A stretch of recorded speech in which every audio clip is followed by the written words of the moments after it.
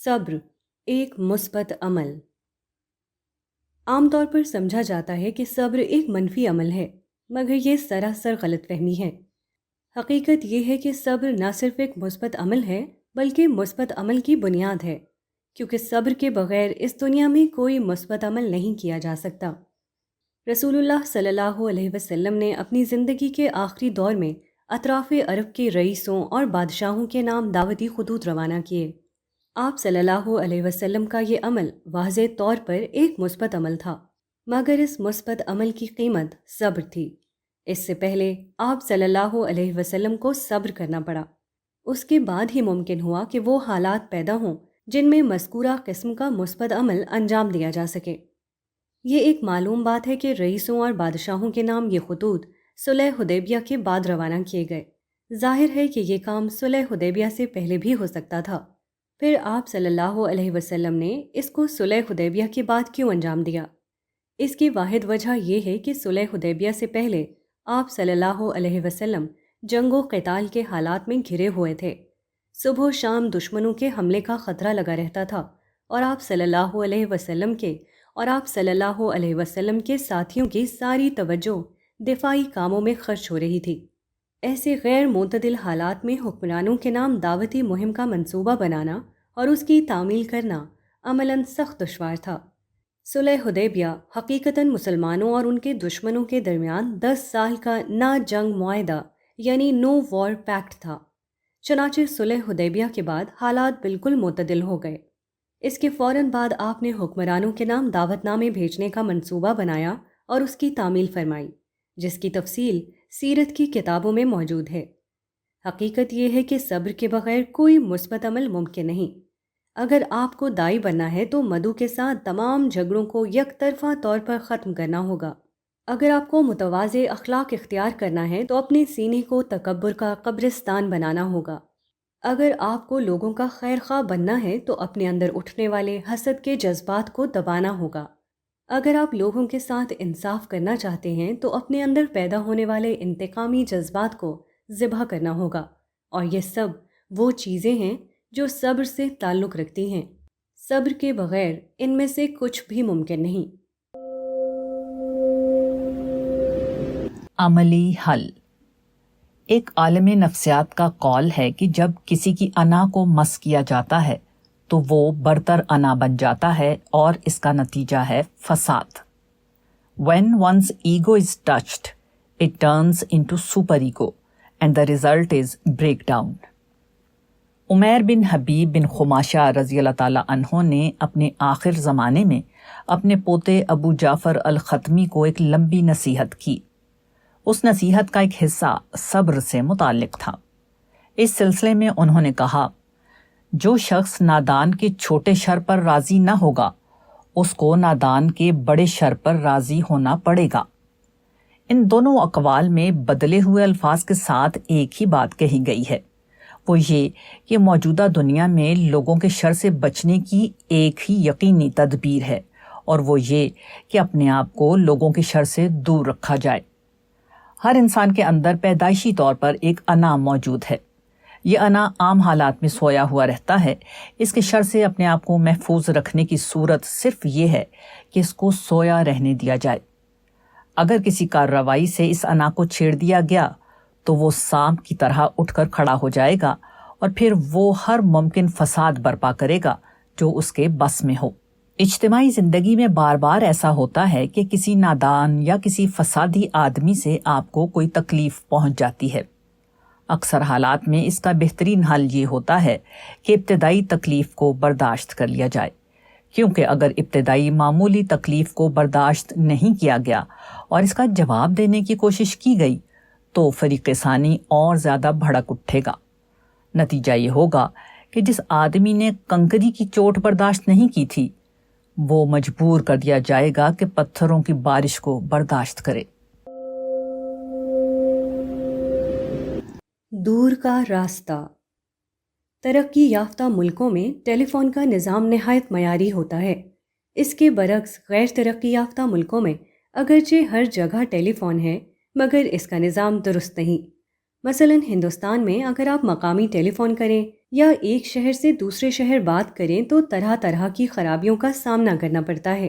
اس کے برعکس اگر آپ دہلی سے لندن کے کسی نمبر پر ڈائل کریں تو آپ کو فوراً لائن مل جائے گی اور نہایت صاف طور پر گفتگو ہو سکے گی۔ اس سلسلے میں افریقہ کا ایک لطیفہ اخبار میں نظر سے گزرا۔ افریقہ کے ایک ملک میں کسی عورت نے گوشت کی مقامی دکان پر ٹیلی فون کرنا چاہا۔ کافی دیر تک کوشش کے باوجود اس کو نمبر نہیں ملا۔ اس عورت کی ماں لندن میں رہتی تھی۔ اس کے بعد اس نے لندن کے ٹیلی فون پر اپنی ماں کا نمبر ڈائل کیا۔ یہ نمبر اس کو فوراً مل گیا۔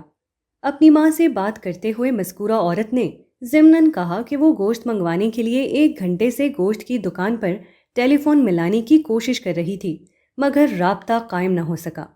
اس کی ماں نے کہا کہ اچھا، میں یہاں سے ملاتی ہوں۔ چنانچہ اس کی ماں نے لندن سے افریقہ کی گوشت کی دکان کا ٹیلی فون نمبر ملایا۔ نمبر بلا تاخیر مل گیا۔ افریقہ کی گوشت کی دکان کا جو پیغام مقامی ٹیلی فون سے نہیں پہنچ رہا تھا، وہ لندن کے ٹیلی فون سے پہنچ گیا۔ یہ لطیفہ زندگی کی ایک حقیقت بتا رہا ہے۔ وہ حقیقت یہ ہے کہ کبھی دور کا راستہ عملاً زیادہ قریب ہوتا ہے۔ بیشتر لوگوں کا خیال یہ ہے کہ وہ منزل پر پہنچنے کے لیے مختصر راستہ تلاش کرتے ہیں۔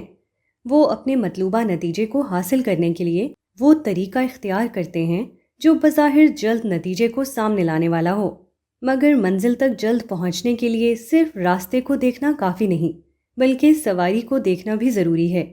نتیجے کو جلد حاصل کرنے کا تعلق صرف ظاہری اسباب سے نہیں ہے، بلکہ بہت سے ان دوسرے اسباب سے ہے جو دکھائی نہیں دیتے۔ کبھی دور کا راستہ زیادہ قریب ہوتا ہے اور قریب کا راستہ زیادہ دور بن جاتا ہے۔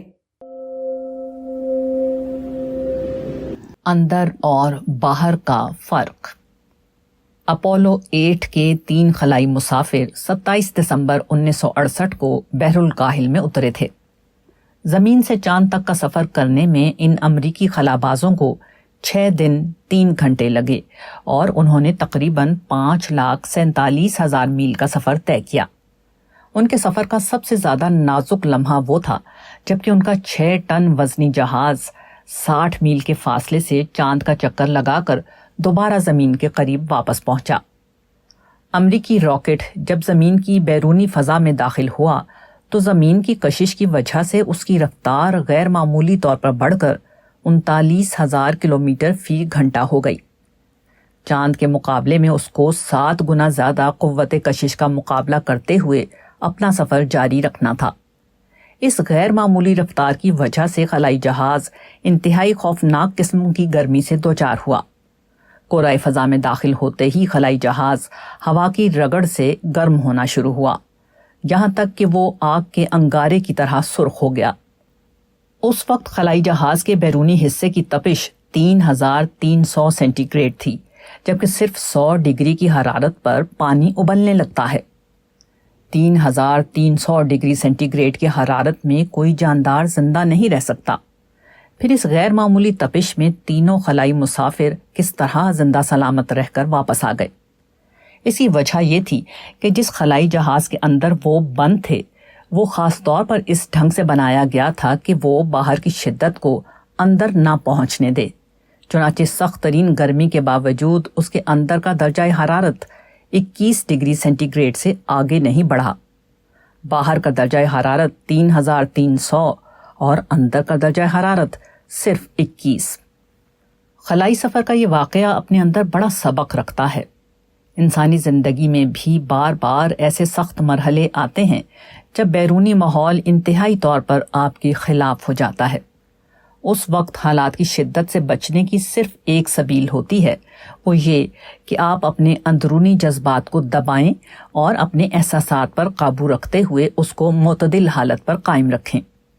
اگر ایسا ہو کہ آپ کے اندر بھی شدت کا وہی حال ہو جائے جو آپ کے باہر ہے تو آپ اپنے کو تباہ کر لیں گے۔ اس کے برعکس اگر اندر کی شدت باہر سے غیر متاثر رہ کر اعتدال کی حالت پر قائم رہے تو آپ باہر کی آگ سے محفوظ رہیں گے اور بالآخر سلامتی کے ساتھ کامیابی کی منزل پر پہنچ جائیں گے۔ زندگی کا راز یہ ہے کہ آپ کے باہر اگر آپ کے خلاف نفرت اور بغض پایا جاتا ہو تو آپ اس نفرت اور بغض کو اپنے اندر داخل نہ کریں، بلکہ اپنے کو قابو میں رکھ کر اپنے اندر محبت اور درگزر کے جذبات کی پرورش کریں۔ باہر کی دنیا آپ کے ساتھ برائی کا معاملہ کرے تو آپ بھلائی کی صورت میں اس کا جواب دیں۔ یہی طریقہ زندگی اور کامیابی کا طریقہ ہے۔ اگر آپ بھی ویسے ہی ہو گئے جیسا ماحول تھا تو یقیناً آپ مقابلے کی اس دنیا میں کامیاب نہیں ہو سکتے۔ بے صبری کا نتیجہ۔ 15 جنوری 1986 کا واقعہ ہے۔ انڈین ایئر لائنز کا ایک جہاز بمبئی سے دہلی کے لیے اڑا، مگر صرف 15 منٹ بعد وہ واپس ہوا اور دوبارہ بمبئی کے ہوائی اڈے پر اتر گیا۔ اس کی وجہ یہ ہوئی کہ یہ جہاز کسی ٹیکنیکل سبب سے آدھا گھنٹہ لیٹ ہو گیا تھا۔ جہاز جب اوپر فضا میں پہنچا تو اس کے ایک مسافر نے کیپٹن بھٹناگر کے نام ایک نوٹ بھیجا کہ وہ بتائے کہ جہاز کیوں آدھا گھنٹہ لیٹ روانہ ہوا ہے۔ کیپٹن نے مذکورہ مسافر کو کاکپٹ میں بلایا اور وضاحت کرنے کی کوشش کی کہ لیٹ ہونے کی وجہ کیا تھی۔ مسافر ان کی وضاحت سے مطمئن نہیں ہوا اور کیپٹن کی پیٹھ پر گھونسا مار کر کہا کہ میں نے تمہارے جیسے بہت پائلٹ دیکھے ہیں۔ I have seen many pilots like you۔ Captain Bhatnagar اس صورتحال سے گھبرا اٹھے۔ انہوں نے فوراً جہاز کو موڑ دیا اور اس کو واپس لا کر دوبارہ بمبئی کے ہوائی اڈے پر اتار دیا۔ اس کے بعد بمبئی کے ہوائی اڈے پر کافی دیر تک ہنگامہ برپا رہا۔ بالآخر انڈین ایئر لائنز کے ذمہ داروں نے جہاز کو دوسرے پائلٹ کے ذریعے روانہ کیا۔ اس کا نتیجہ یہ ہوا کہ مذکورہ جہاز جب بمبئی سے دہلی پہنچا تو وہ 3 گھنٹے لیٹ ہو چکا تھا۔ مسافر نے آدھے گھنٹے کی تاخیر برداشت نہ کی۔ اس کی قیمت اسے یہ دینی پڑی کہ وہ 3 گھنٹے تاخیر کے ساتھ اپنی منزل پر پہنچا۔ مزید یہ کہ انڈین ایئر لائنز کے ذمہ داروں نے ایک ہائی لیول انکوائری بٹھائی ہے۔ مذکورہ مسافر بالفرض کسی سزا سے بچ جائے تب بھی وہ ایک انجام سے نہیں بچ سکتا۔ ایسی چیز کی اور زیادہ قیمت دینا جس کی تھوڑی قیمت دینے پر وہ راضی نہیں ہوئے تھے، یعنی وقت۔ اکثر ایسا ہوتا ہے کہ آدمی یہ سمجھتا ہے کہ وہ اپنے مقصد کو حاصل کر رہا ہے، حالانکہ وہ اپنے مقصد کو کھو رہا ہوتا ہے۔ وہ سمجھتا ہے کہ میں اپنی منزل کی طرف تیزی سے بڑھ رہا ہوں، حالانکہ اس کی تیزی کا انجام صرف یہ ہوتا ہے کہ وہ اپنی منزل سے کچھ اور دور ہو جائے۔ جینے کا راز۔ ایک مسلمان لیڈر نے وزیر اعظم اندرا گاندھی کے نام ایک خط لکھا۔ اس میں انہوں نے یہ شکایت کی کہ مسلم اقلیت کے ساتھ ہندوستان میں ظلم اور امتیازی سلوک کیا جاتا ہے۔ انہوں نے دھمکی دی کہ اگر اس صورتحال کو ختم نہ کیا گیا تو ان کی پارٹی ستیہ گرہ شروع کر دے گی۔ اس کے جواب میں مسز اندرا گاندھی نے مکتوب نگار کو جو خط لکھا اس کا ایک جملہ یہ تھا: No minority could survive if their neighbors of the majority were irritated۔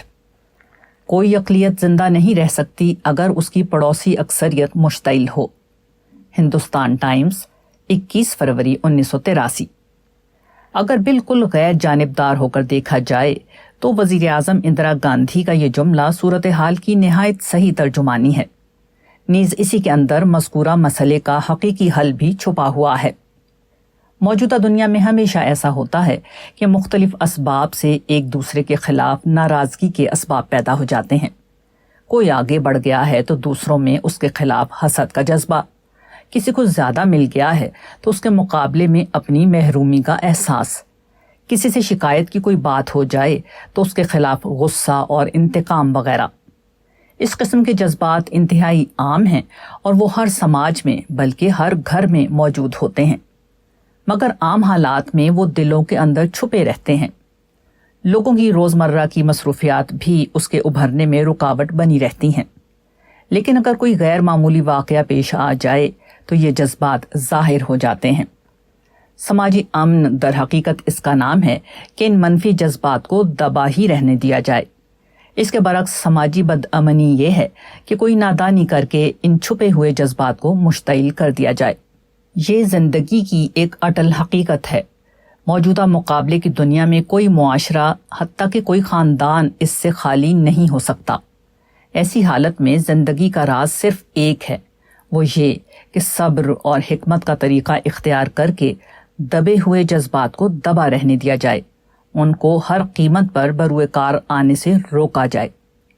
زندگی کا یہی راز ہے جس کو ایک مفکر نے ان لفظوں میں بیان کیا ہے: اس دنیا میں ہر آدمی کے پاس ایک وسیع قبرستان ہونا چاہیے جس میں وہ لوگوں کے قصوروں کو دفن کر سکے۔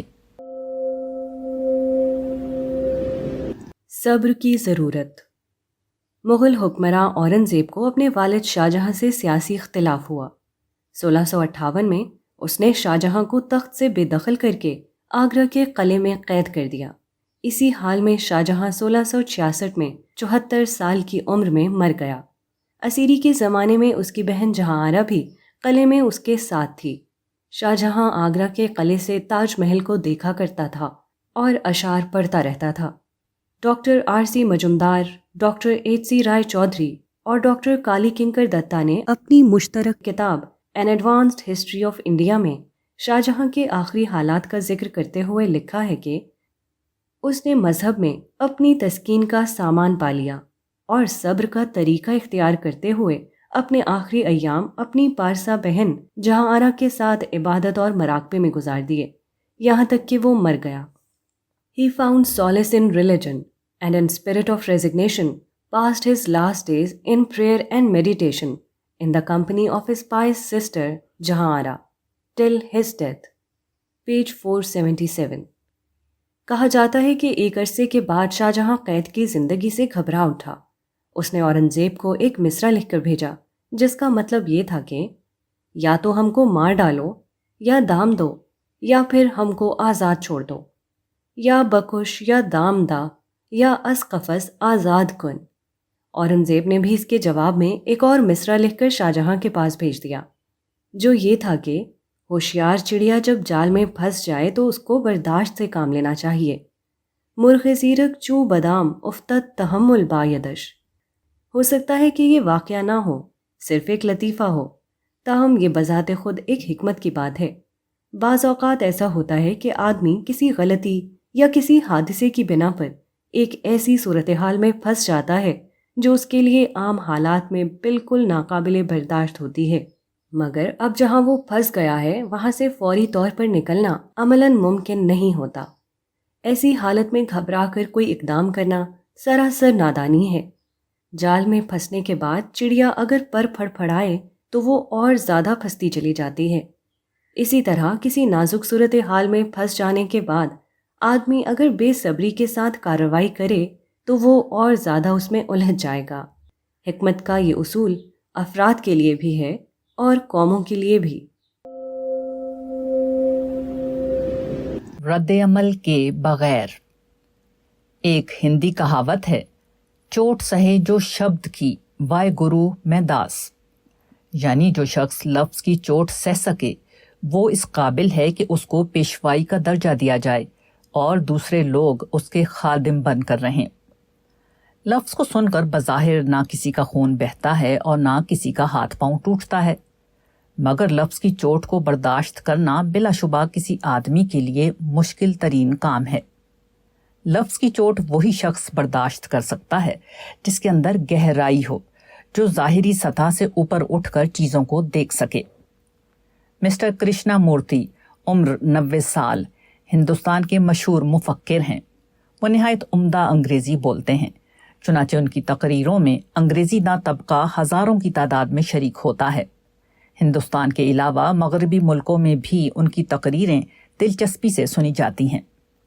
تاہم کرشنا مورتی کو یہ شکایت ہے کہ کوئی ان کے خیالات کو عملی طور پر نہیں اپناتا۔ مدراس کی ایک تقریر میں انہوں نے کہا کہ 50 سال سے میں دنیا بھر میں سفر کر کے اپنے خیالات پیش کر رہا ہوں، مگر لوگوں کے اندر کوئی عملی حرکت پیدا نہیں ہوتی۔ کیا آپ لوگ اپنے آپ کو بدل لیں گے؟ انہوں نے مجمع سے سوال کیا، پھر خود ہی جواب دیا، آپ لوگ میری باتیں سن کر واپس چلے جائیں گے اور بدستور ویسا ہی کرتے رہیں گے جیسا اب تک کر رہے تھے۔ یہ سن کر مجمع سے ایک شخص اٹھا اور سخت غصے میں کہا، ہر سال آپ یہی کہتے ہیں کہ ہم آپ کا ساتھ نہیں دیتے، پھر کس لیے آپ ہم کو اپنی بات سناتے رہتے ہیں؟ اس کے جواب میں مسٹر کرشنا مورتی نے نہایت نرمی کے ساتھ کہا، sir, have you ever asked a rose why does it bloom? جناب، کیا آپ نے کبھی گلاب سے پوچھا ہے کہ وہ کیوں کھلتا ہے؟ ہندوستان ٹائمز، 24 فروری 1984۔ تنقیدی بات سن کر اکثر ایسا ہوتا ہے کہ آدمی بے پھر اٹھتا ہے، مگر ایسے موقع پر بپھرنا خود اپنا ہی نقصان کرنا ہے۔ اگر آپ مخاطب کی تنقید سن کر غصہ ہو جائیں تو آپ صرف تند و تیز الفاظ بولیں گے، لیکن اگر ایسے موقع پر آپ اپنے جذبات کو سنبھال لیں تو آپ ایسی بات کہہ سکتے ہیں جو دل میں اتر جائے اور مخاطب کو خاموش کر دے۔ آسانی ہمیشہ مشکلوں کے بعد آتی ہے۔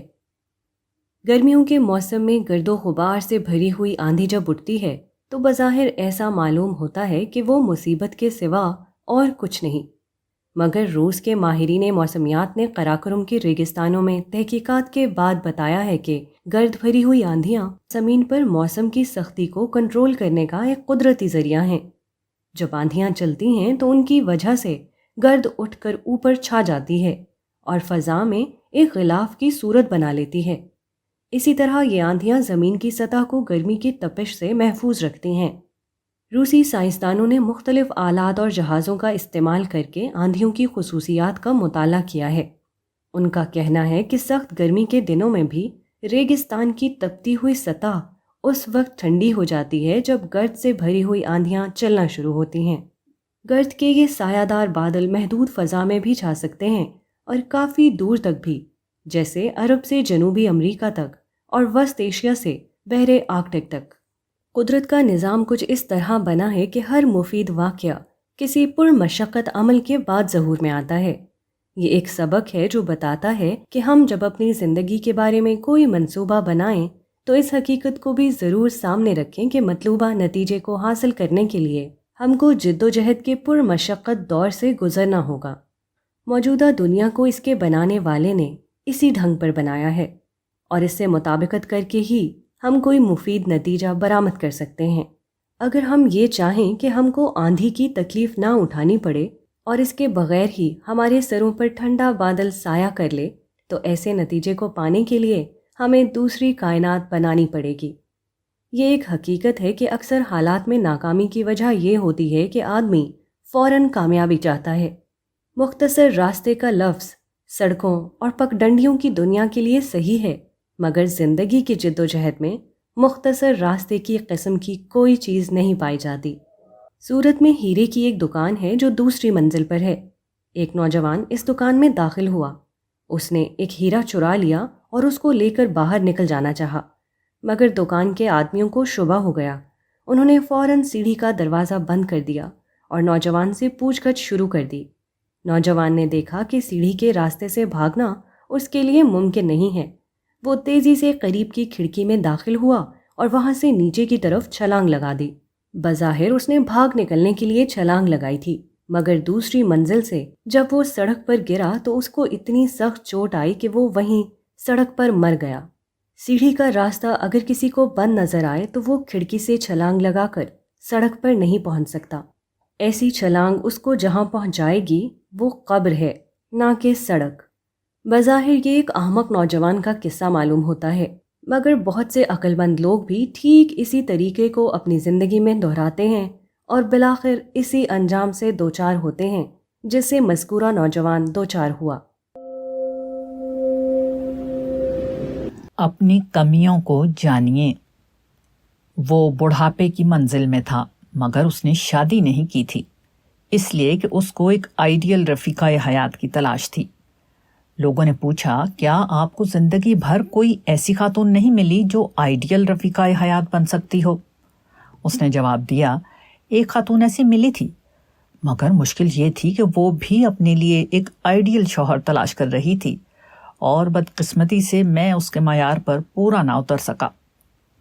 لوگ عام طور پر دوسروں کی کمیوں کو جاننے کے ماہر ہوتے ہیں، اس لیے ان کا کسی سے نباہ نہیں ہوتا۔ اگر آدمی اپنی کمیوں کو جان لے تو اس کو معلوم ہو کہ وہ بھی اسی بشری مقام پر ہے جہاں وہ دوسرے کو کھڑا ہوا پاتا ہے۔ اپنی کمیوں کا احساس آدمی کے اندر تواضع اور اتحاد کا جذبہ پیدا کرتا ہے۔ اس کے برعکس اگر وہ صرف دوسروں کی کمیوں کو جانتا ہو تو اس کے اندر گھمنڈ پیدا ہوگا اور کسی سے نباہ کرنا اس کے لیے مشکل ہو جائے گا۔ نفسیات کا مطالعہ بتاتا ہے کہ کسی ایک آدمی میں ساری خصوصیات جمع نہیں ہوتی، کسی میں کوئی خصوصیت ہوتی ہے اور کسی میں کوئی خصوصیت۔ پھر جس شخص میں کوئی ایک خصوصیت ہوتی ہے اس کے اندر اسی نسبت سے کچھ اور خصوصیات پیدا ہو جاتی ہیں جو گویا اس خصوصیت کا ضمنی نتیجہ ہوتی ہیں۔ مثلاً ایک آدمی اگر بہادر ہے تو اسی نسبت سے اس کے اندر شدت ہوگی، ایک شخص شریف ہے تو اسی نسبت سے اس کے اندر نرمی ہوگی، ایک شخص حساس ہے تو اسی نسبت سے اس کے اندر غصہ ہوگا، ایک شخص ذہین ہے تو اسی نسبت سے اس کے اندر تنقیدی مادہ ہوگا، ایک شخص عملی صلاحیت زیادہ رکھتا ہے تو اسی نسبت سے اس کے اندر فکری استعداد کم ہوگی، وغیرہ۔ ایسی حالت میں قابل عمل بات صرف ایک ہے، ہم جس شخص کے روشن پہلو سے فائدہ اٹھانا چاہتے ہوں اس کے تاریک پہلو کو نظر انداز کر دیں۔ یہی واحد تدبیر ہے جس سے ہم کسی کی صلاحیتوں کو اپنے لیے کارآمد بنا سکتے ہیں۔ میاں بیوی کے تعلقات ہوں یا مالک اور ملازم کے تعلقات یا دکاندار اور شرکت دار کے تعلقات، ہر جگہ اسی اصول کو سامنے رکھنے کی ضرورت ہے۔ اگر ہم کو پھول لینا ہے تو ہم کو کانٹے کو بھی برداشت کرنا ہوگا۔ جس کے اندر کانٹے کی برداشت نہ ہو اس کے لیے اس دنیا میں پھول کا مالک بننا بھی مقدر نہیں۔ یہ ایک حقیقت ہے کہ تنہا آدمی کوئی بڑا کام نہیں کر سکتا۔ بڑا کام کرنے کے لیے ضروری ہے کہ مطلوبہ کام کی پشت پر کئی آدمیوں کی صلاحیتیں ہوں۔ اسی ضرورت نے مشترک سرمایہ کی کمپنیوں کا تصور پیدا کیا ہے، لیکن کئی آدمیوں کا مل کر کسی مقصد کی تکمیل کے لیے جدوجہد کرنا اسی وقت ممکن ہے جبکہ اس کے افراد میں صبر اور وسعت ظرف کا مادہ ہو، وہ ایک دوسرے کو برداشت کریں، وہ چھوٹی چھوٹی باتوں پر ایک دوسرے سے نہ الجھیں، وہ ناخوشگوار باتوں کو یاد رکھنے کے بجائے ناخوشگوار باتوں کو بھلانے کی کوشش کریں۔ معیار پسندی بہت اچھی چیز ہے، مگر جب معیار کا حصول ممکن نہ ہو تو حقیقت پسندی سب سے بہتر طریقہ عمل ہوتا ہے۔ صبر کی زمین پر ہری بھری فصل مٹی کے کھیت میں اگتی ہے، نہ کہ سونے چاندی کے فرش پر۔ یہ محدود معنوں میں صرف زراعت کی بات نہیں بلکہ یہ زندگی کا عالمگیر قانون ہے۔ خدا نے ہر چیز کے وجود میں آنے کے لیے ایک نظام مقرر کر دیا ہے۔ اسی خاص نظام کے تحت وہ چیز وجود میں آتی ہے، کسی اور طریقے سے ہم اس کو وجود میں نہیں لا سکتے۔ یہی انسانی زندگی کا معاملہ بھی ہے۔ زندگی ایک ایسا امتحان ہے جو صبر کی زمین پر دینا پڑتا ہے۔ زندگی ایک ایسی کھیتی ہے جو صبر کی زمین پر اگتی ہے۔ خدا نے ابدی طور پر مقرر کر دیا ہے کہ زندگی کی تعمیر صبر کی زمین پر ہوگی۔ اب قیامت تک یہی ہونا ہے۔ ہم اس کی تعمیر کے لیے کوئی دوسری زمین نہیں بنا سکتے۔ صبر کسی منفی چیز کا نام نہیں، یہ سراسر ایک مثبت رویہ ہے۔ صبر کا مطلب ہے بے سوچے سمجھے کر گزرنے کے بجائے سوچ سمجھ کر اپنا کام کرنا، جذباتی رد عمل کے بجائے شعوری فیصلے کے تحت اپنا منصوبہ بنانا، وقتی نا امیدیوں میں مستقبل کی امید کو دیکھ لینا، حالات میں گھر کر رائے قائم کرنے کے بجائے حالات سے اوپر اٹھ کر رائے قائم کرنا۔ ایک بیج کو آپ سونے کی پلیٹ میں رکھ دیں تو وہ اپنی زندگی کے سرچشموں سے مربوط نہیں ہوتا، وہ زندگی کے اسباب سے بھری ہوئی کائنات میں بے اسباب بنا ہوا پڑا رہتا ہے۔ وہ اپجاؤ کی ساری صلاحیت رکھتے ہوئے اپجنے سے محروم رہتا ہے۔ یہی حال انسان کا ہے۔ اگر وہ بے صبری کی حالت میں ہو تو وہ خدا کی سرسبز و شاداب دنیا میں ایک ٹھنڈ کی مانند سوکھا ہوا پڑا رہے گا، لیکن صبر کو اختیار کرتے ہوئے وہ اچانک خدا کی زمین میں اپنی جڑیں پا لیتا ہے اور بڑھتے بڑھتے بالآخر پورا درخت بن جاتا ہے۔ جب آدمی حقیقی معنوں میں صبر کا ثبوت دیتا ہے تو وہ بندوں کی سطح پر جینے کے بجائے خدا کی سطح پر جینے لگتا ہے۔ دنیا کی تنگیوں سے گزر کر وہ آخرت کی وسعتوں میں پہنچ جاتا ہے۔ وہ بے معنی زندگی کے مرحلے سے نکل کر بامعنی زندگی کے مرحلے میں داخل ہو جاتا ہے۔ صبر والا انسان ہی مومن انسان ہے۔ اسی کے لیے وہ ابدی انعام مقدر کیا گیا ہے جس کا دوسرا نام جنت ہے۔ انتقام نہیں۔ ایک صاحب ٹرانسپورٹ کا کام کرتے ہیں۔ ان کے پاس ایک گاڑی تھی جس کا لائسنس رسمی طور پر دوسرے کے نام تھا۔ کچھ دنوں کے بعد اس آدمی کی نیت خراب ہو گئی۔ اس نے چاہا کہ کاغذ میں قانونی اندراج سے فائدہ اٹھا کر گاڑی پر قبضہ کر لے یا اس کے معاوضے میں ان سے کوئی بڑی رقم حاصل کرے۔ ٹرانسپورٹ کے مالک کے سامنے جب یہ بات آئی تو اس کے تن بدن میں آگ لگ گئی۔ وہ اپنے اس دوست کا جانی دشمن ہو گیا۔ اب اس کا ذہن ہر وقت ایک ہی سوچ میں رہتا، وہ یہ کہ اس شخص کو کس طرح مروایا جائے۔ انتقام کے جذبے نے اس کے ذہن کو جرائم کا کارخانہ بنا دیا۔ اب اس کو نہ اپنے کاروبار کی ترقی کی فکر تھی، نہ اپنے گھر کو بنانے کی۔ ساری فکر اس بات کی تھی کہ مذکورہ شخص کو کسی نہ کسی طرح ہلاک کر دیا جائے۔ اسی حال میں 6 ماہ گزر گئے۔ بالآخر ایک ایسا واقعہ پیش آیا جس نے اس کی زندگی کا رخ بدل دیا۔ وہ اتفاقاً ایک مقام پر گیا ہوا تھا۔ ایک سڑک سے گزرتے ہوئے اس کے کان میں کچھ آوازیں آئیں۔ اس کو محسوس ہوا کہ یہاں کوئی تقریر ہو رہی ہے۔ وہ جلسہ گاہ کی طرف مڑ گیا اور وہاں بیٹھ کر تقریر سننے لگا۔ تقریر کرنے والا کہہ رہا تھا، انتقام لینے سے پہلے سوچ لو کہ انتقام کا بھی انتقام لیا جائے گا۔ تقریر کی سادگی نے اس کو اپنی طرف کھینچ لیا۔ وہ انتہائی غور کے ساتھ مقرر کی باتیں سنتا رہا، جو بار بار مختلف مثالوں کے ذریعے اپنے نقطۂ نظر کو واضح کر رہا تھا۔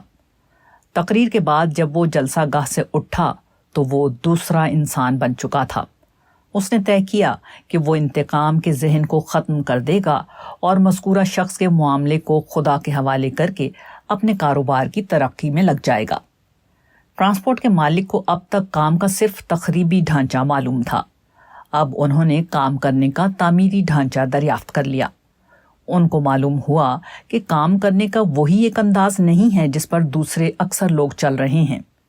کام کرنے کا ایک اور انداز بھی ہے، اور وہ ہے دوسرے کے پیچھے دوڑنے کے بجائے اپنے پیچھے دوڑنا۔